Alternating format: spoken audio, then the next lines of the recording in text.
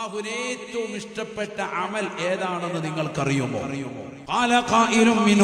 ഉടനെ സ്വഹാബത്തിൽ നിന്ന് ഒരു വിഭാഗം ആളുകൾ പറഞ്ഞു അത്രേ, നിസ്കാരമല്ലേ റസൂലേ, സകാത്തല്ലേ ഹബീബേ. മറ്റൊരാൾ പറഞ്ഞു, അല്ലാഹുവിന്റെ മാർഗത്തിലുള്ള ജിഹാദാണ് ജിഹാദാ. ഫഖാല റസൂലുള്ളാഹി സ്വല്ലല്ലാഹു അലൈഹി വസല്ലം, അല്ലാഹുവിന്റെ റസൂൽ പറഞ്ഞു, നിങ്ങൾ പറഞ്ഞതല്ല മറുപടി.